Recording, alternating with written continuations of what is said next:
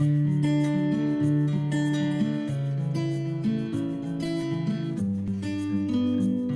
everyone. Welcome to the Building Bridges Initiative webinar, Calming and Coping Strategies for Family Members of Children Receiving Residential Interventions, Basic Sensory Approaches. My name is Joanne Hust, and I'm the Building Bridges Initiative, or BBI as we like to call it, QIC and Family Coordinator. I'm also the parent of a child that has received residential interventions. BBI is thrilled to have Jane Musgrave with us today. Jane is a BBI consultant and licensed occupational therapist and president and founder of Just Good Sense. Before we hear from Jane, first I'd like to tell you a little bit about BBI. BBI is a national initiative to promote sustained positive outcomes for youth and families who receive residential interventions and who also receive interventions by their community partners. BBI is not a model, but rather a framework or foundation for the work we do. BBI would like to thank the Redlich Horowitz Foundation for sponsoring today's webinar and for all that they do to support family engagement and permanency. The mission of Building Bridges Initiative is all about partnerships with families, partnerships with youth, with residential and community programs, with state agencies, with youth and parent partners. It's all about partnerships and collaboration. Our mission is embedded with the best practice values that align with the research on achieving long-term positive outcomes post-residential discharge. And it's consistent with the research on sustained positive outcomes. So anything BBI does is to support you. Today's webinar is about calming and coping techniques. It's made specifically for family members, and we are using sensory tools. The idea of sensory tools rests on the foundation of individualized and trauma-informed care. And there are many things on BBI's website that it can inform you about trauma-informed or individualized care. But today's webinar is specifically for family members on how to utilize those sensory tools to provide calming and coping techniques for themselves and their children. So go to the BBI website. Here's just a few BBI resources to support families. The website's available to you any time of the day or night.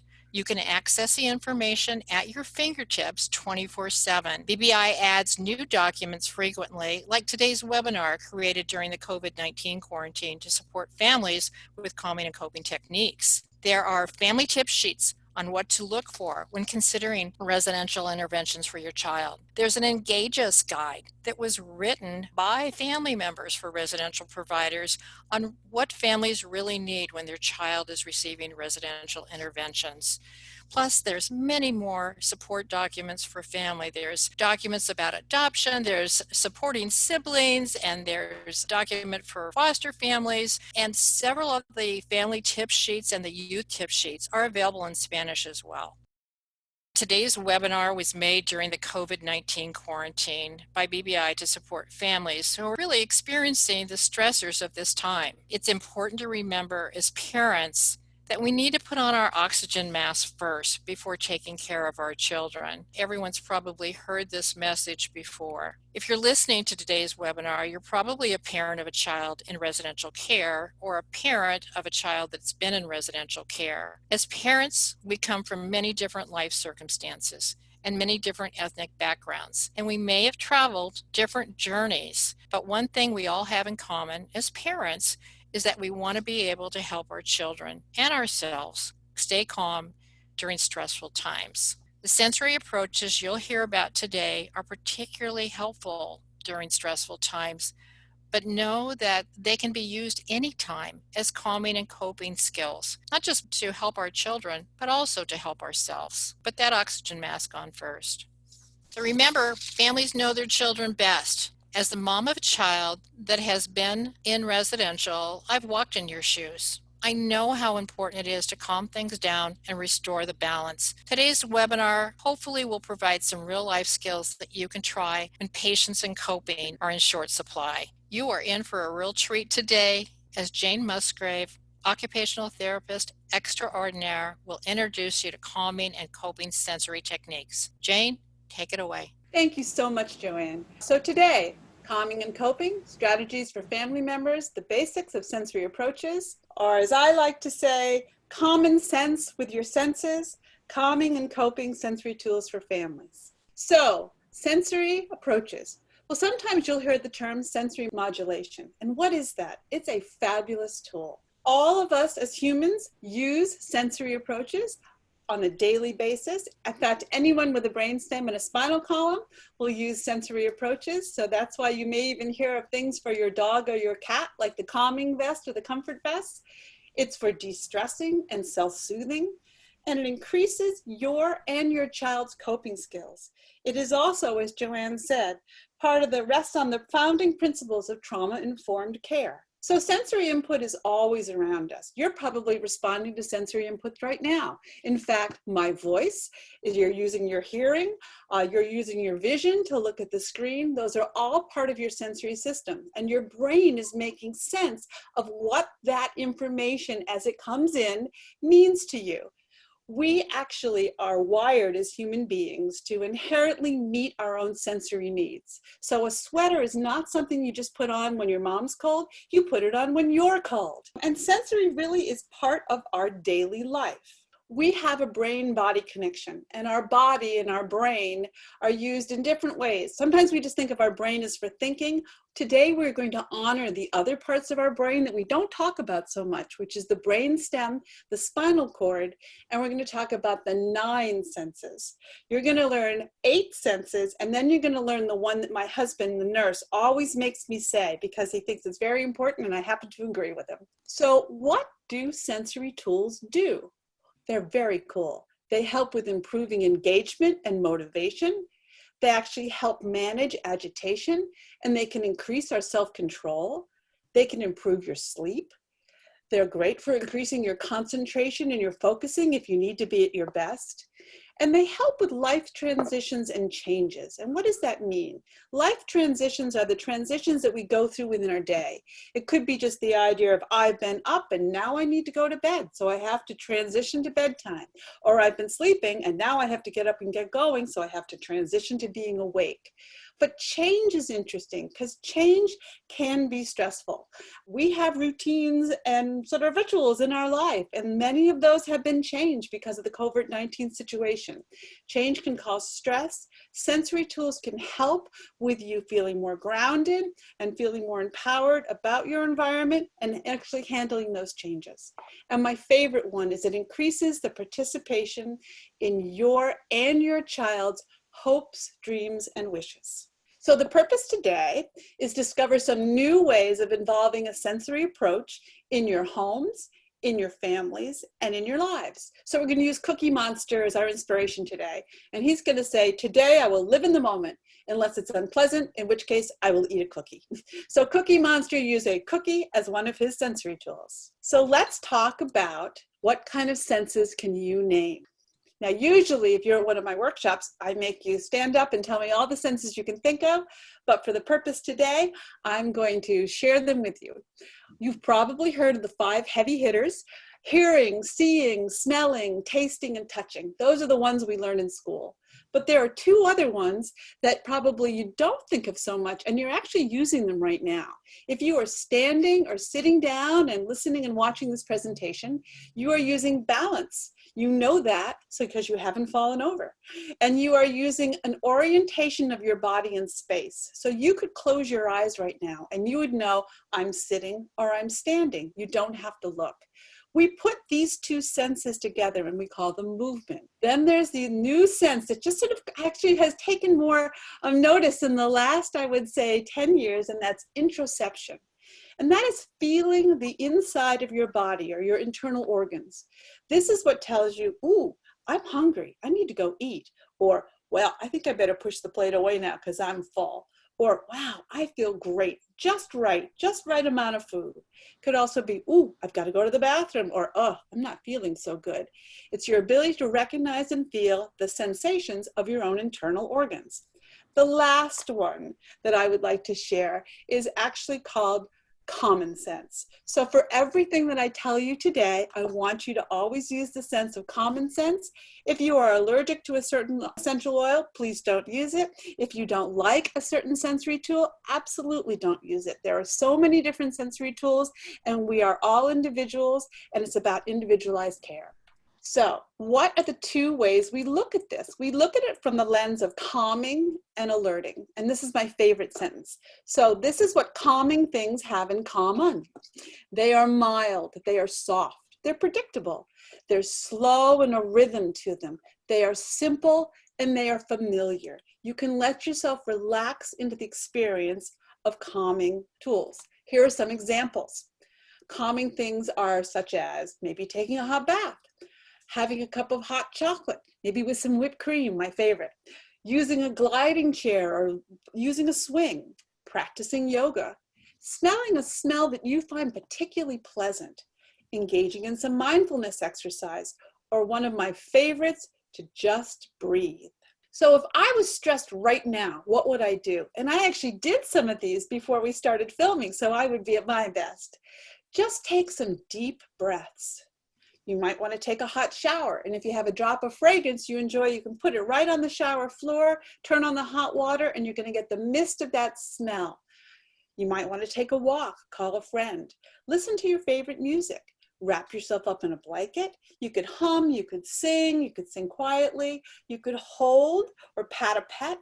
You could give yourself a hand massage, and if you stay to the end, we'll show you how. You could rock in a rocking chair, or you could enjoy a nice cup of decaf tea. So what about alerting things? Alerting things are grounding. They are strong and they are pronounced. They're fast-paced. Don't have that rhythm that the calming things do. They can be complex. They're new and different and novel, and they can be surprising and unpredictable. Grounding physical activities include holding something or placing a weighted stuffed animal or a weighted pillow in your lap. Maybe having an arm and hand massage, doing a wall push-up, which means you put your hands right on the wall and just do push-ups that way, or try a tunnel or use a body sock. Walk with joint compression, which is a nice sort of hard walk so you can really feel that ground underneath your feet. Engage in some aerobic exercises. Try a fireball or a sour candy. Engage in some fast-paced, upbeat music. You could hold ice in your hands or on your face or to the back of your neck. You could sing loudly and you could dance. Let's talk more about movement, because movement is fascinating and I love movement. So rhythm is engaged in movement. And Dr. Bruce Perry says when we engage in something that has a pattern, repetitive rhythm to it, it actually elicits a sensation of safety within our body. And I call it like rebooting the brain. They've actually shown that when we are upset, or at least I know for myself too, that if I'm upset, my listening skills are not at their best. If you're telling me to calm down if I'm upset, I might hear blah, blah, blah, blah, blah. But if I were to engage in some kind of a pattern movement, like go for a walk, or go for a run, or go on the swing, or sit in a rocking chair, and what happens is it actually opens up all those good neural pathways to the front of my brain, and I'm better able to think about what's happening. I love this quote. Never in the history of calming down has anyone calmed down by being told, calm down. Just doesn't work. So maybe if you are finding yourself upset, or you're finding your child is getting anxious or upset, engaging in a pattern repetitive activity first, seeing if you can feel that energy go down, and then say, what can I do? What should we do? How can I help? Pattern repetitive rhythmic activity includes singing and dancing, drumming, most musical activities are instruments, meditation, yoga, and walking and running and swinging and maybe jumping on a trampoline or even having a massage. Sensory tools. Here's an example of a comfort bag for families. They can have many different things in them, and some residential programs are working to put together comfort bags for families, and often these might be some of the items that you'd find in a bag. Even if your residential program has not yet been able to provide you with a comfort bag, you can find some regular household items around the house and you can create your own comfort bag. Think about balloons and bubbles or stress balls, word search puzzles, Rubik's Cubes, bean bags, essential oils, and some of the other things that may just be around your house that would actually utilize some of these principles. What I'd like to do today is actually give you some more information on how to use fidget toys, essential oils, so weighted stuffed animals, and then how to use hand lotion or maybe a hand massage. And if you stay to the end, we'll actually demonstrate doing a hand massage and including some of the essential oils. Fidget tools. I love fidget tools. Fidget tools are great. You can carry them in your pocket, you can carry them in your bag, you can put them in your child's book bag. It's a very effective in a daily sensory routine. It's a self-regulation tool. It can be used for alerting. It's great for children, teens, or adults, and it helps people reach and maintain what we call the just right level of alertness. And what that is when you are in a place that you are alert enough to pay attention, but also calm enough to learn. I use them a lot in my practice in classrooms or when I'm working on homework time for children in the residential programs or in the homes. They also can be used for calming. If you are doing any homeschooling with any children in the home right now, you might want to think of a fidget tool as a wake-up activity before you engage in something like handwriting activities. And they actually help promote focus and concentration. Essential oils, some of my favorite. Again, you'll see they come in calming oils and alerting oils. Lavender, chamomile, bergamot, cedarwood, rose, and honeysuckle can be the calming oils. I love combining lavender, rose, and honeysuckle because it reminds me of a wildflower garden. Alerting oils are more the mints or the citruses like peppermint, lemon, lime, ginger, rosemary, which is also being shown in studies to improve people's concentration, and basil. You can add essential oils to leather or felt wristbands or bracelets. You can make bracelets like they did in the bottom corner using lava rocks. Essential oils can be added to a diffuser that actually puts the smell of the essential oil into the air. Wonderful for right before bedtime. I've also done some things with having children wake up in the morning to get ready for the day, and we put more alerting oils in the diffuser. You put it on as children are waking up. You can breathe it directly from the bottle. You can combine it with hand creams and use it on your wrists or the soles of your feet, or put it on your children's wrists or soles of feet. So there are hundreds and hundreds of different sensory tools, but the most requested tool I find in my practice is weight. Why does weight work? You probably have seen weighted blankets in everything from the local drugstore to the dollar store to department stores online. And when a person hugs something with enough weight in it, their brain actually tells their spinal cord to fire off these things called C fibers, and it sends that signal to our muscles. C fibers tell our muscles do not contract or to feel tight. For us, this feels relaxing, and it helps people feel calm and comforted. When weight works, it tends to work right in front of your eyes. A good test to see if weight would work for you or your child is, do they like having the weighted apron that you get put on the dentist if you're having an x-ray? Weighted stuffed bears are a thing that I use in my practice a lot. So 8 pounds is a good size for an older child or an adult. Younger children would be around 6 pounds, and I never use it on a child under the age of 3. I make them with just a stuffed animal with poly pellets or unpopped popcorn or dried beans. Let's talk a little bit about hand creams or using hand massages. If you can't sleep, or if you could sleep but you wake up and you had a nightmare, it's great to actually engage. You can do a little bit of the essential oil or some cream on your hands if you just need to relax and want to calm yourself down. The nice thing is you can carry this with you. You can use it throughout the day. You can do it before you have a test using some of the alerting oils or any task that requires you to focus. And let's talk a little bit about more hand massages in a second. So here is my weighted animal. His name is Nigel. He is in the Zen garden that my husband created for himself. As Nigel likes to remind me, calming and coping, it's just good sense. So with that, I'd like to do something good for our hands because our hands have been through a lot lately. In the last couple of weeks, we're using a lot of sanitizer and we're using good hygiene practice, but that can also be rough on our skin. So let's do something good for our skin and good for our senses. So hi everybody. I hope you learned something new and something exciting about sensory tools. So now let's actually do something with our sensory products, our sensory tools, and our knowledge. So I actually got my Nigel and put him in my lap. He's actually great for being in my lap to help with that calming sensation, as well as I can flip him over on his tummy and I can use him as a nice lap pad while I do a hand massage. So we're gonna start by putting a little bit of unscented lotion right kind of at the bottom of your palm, right near your wrists. And I'm going to take some lavender that I have. I'm just going to put 1 drop because a little goes a long way with this stuff. I think I got a little bit more than 1 drop. And I'm going to start rubbing it in to my hands in a nice kind of circular rhythmic motion. You can also do this on your children's feet. You can have someone do it onto your feet. It's actually very relaxing and wonderfully calming. You're going to make circular motions with your fingers right in that sort of fatty part of your thumb. And you've got all these bones in your hand right here. You can do the front and the back. Go between each of the bones. Give a lot of attention to these hardworking hands. All right. Now, we can pull on each finger a little bit. You can also open your hands up. When we're upset or angry, we tend to clench our hands and bring our shoulders up. You want to start feeling your shoulders come down and your hands feel open. Now we're going to actually cup our hands, and we've got all this great lavender scent on here.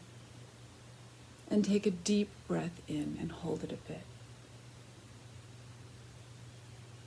I can feel that going all the way down through here. It's wonderful. I'm going to teach you to do some breathing exercise. So with your hands cupped, I want you to think about a wave, like a radio wave or a wave at the beach, and how a wave comes up and it curves and then it goes down. And then it comes up, curves, and then goes down. So I'd like you to inhale up to the top of the curve and then start exhaling to the bottom of the curve.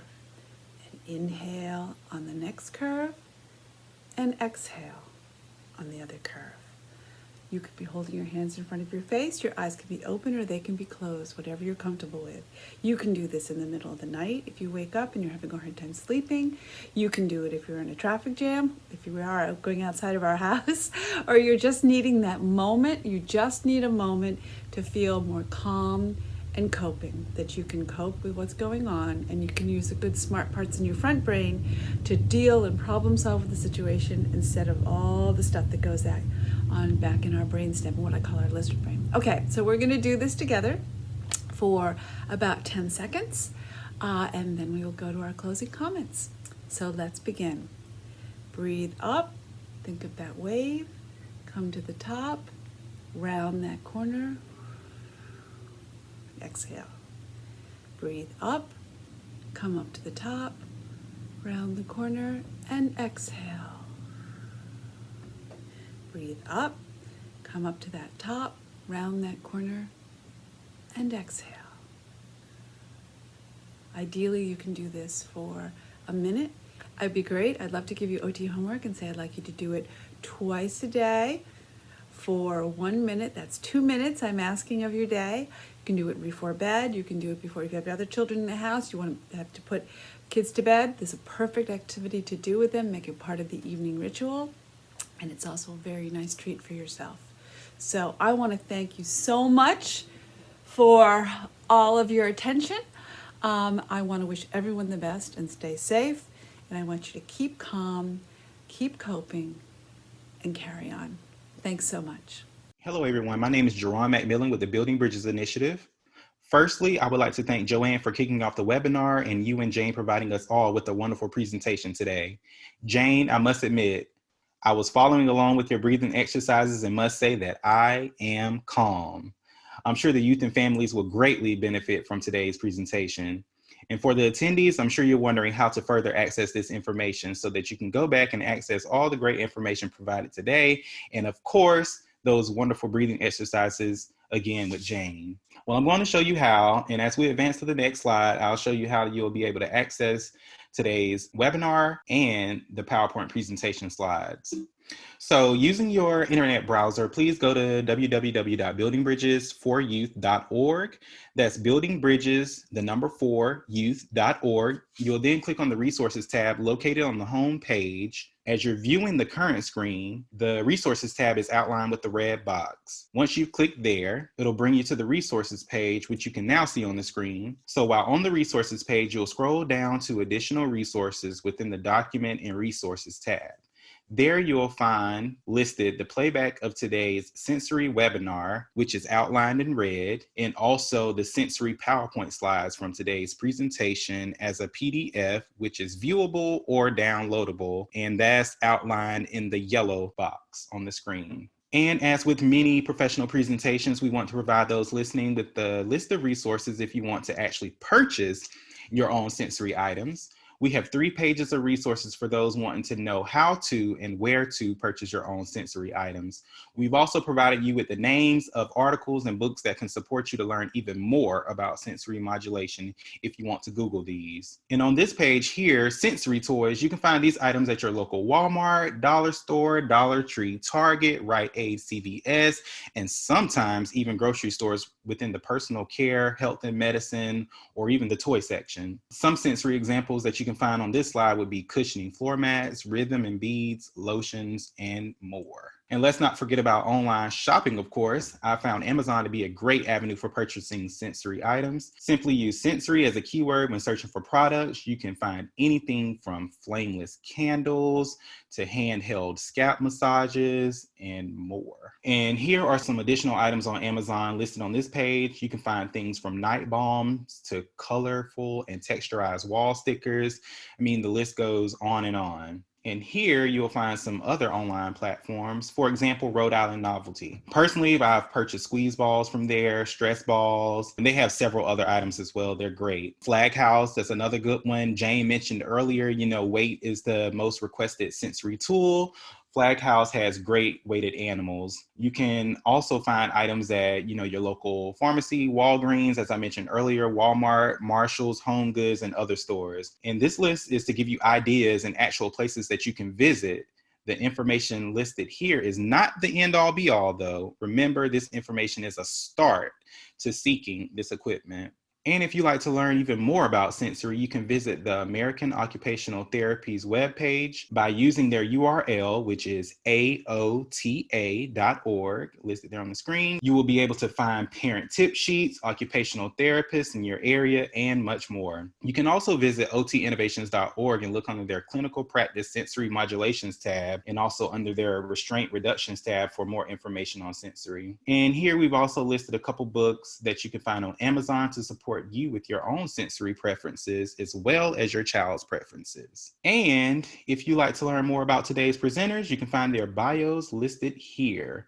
Starting on this slide, you can find a lovely photo of Joanne and her short bio. On the next slide here, you can find a lovely photo of Jane and her bio as well. And lastly, a short bio of myself and photo.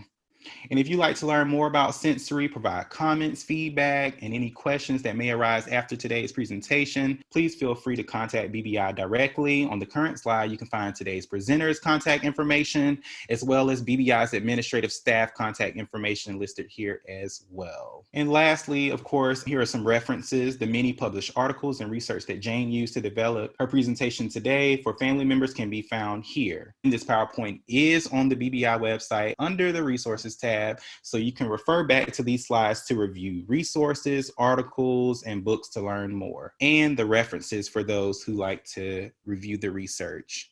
A big thank you again to the Redlick Horowitz Foundation for supporting our work to increase and improve family-driven care and permanency. Thank you all for attending today's webinar. We wish you all the best. Take care.